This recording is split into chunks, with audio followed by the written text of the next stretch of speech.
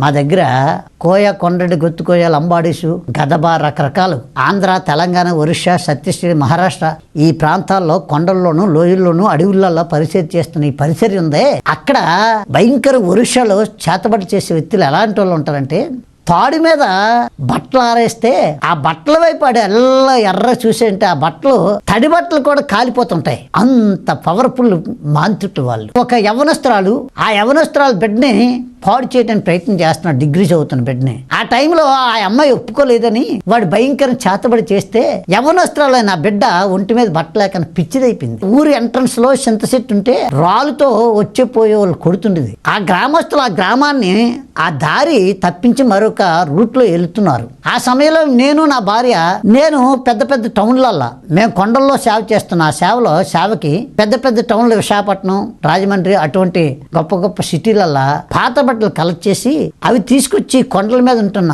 ఈ కొండ రెడ్లు, కోయ ప్రజలకి, బట్టలు లేని వారికి ఈ బట్టలు పంచుతూ ఉంటాం. అలా ఈ అమ్మాయి బట్టలు లేకన్నా చెట్టు కింద కూర్చుంటే అందరినీ రాళ్ళతో కొడుతున్న ఆ సమయంలో నేను నా భార్య వెళ్ళేటాడు ఒంటి మీద బట్టలు లేకన్నా ఉన్నట్టు ఆ అమ్మాయి మమ్మల్ని చూసాక కాళ్ళు రెండు దగ్గరికి ఎట్టేసుకుని కూర్చుంది. కూర్చునేసరికి ఆ అమ్మాయిని బట్ట కప్పి ఇంటికి తీసుకెళ్ళాం. ఆ అమ్మాయి వాళ్ళ ఇంటికి వాళ్ళ తల్లిదండ్రులు ఆశ్చర్యపోయారు. ఒక్కగానో కూతుర్ని ఇలా పాడు చేసేయండి. ఆ అమ్మాయిని కట్టి ఈ అమ్మాయి ఏ స్కూల్ అయితే కాలేజీ అయితే మనిషి ఆ కాలేజీకి తీసుకెళ్దాం ఇంటి నుండి తీసుకొస్తుంటే ఆ మాంత్రికుడు రచ్చబడిన కూర్చొని, రేయ్ ఎవడు నువ్వు, ఎక్కడి నుండి వచ్చి ఈ అమ్మాయిని బాగు చేసి తీసుకెళ్తున్నావు? నిన్ను రేపు అమావాస్య రాత్రికి నిన్ను ఈ భూమి మీద నోకలు చెల్లిపోతాయని చెప్పి అంతమందిలో నన్ను హెచ్చరించి మాట్లాడుతాడు.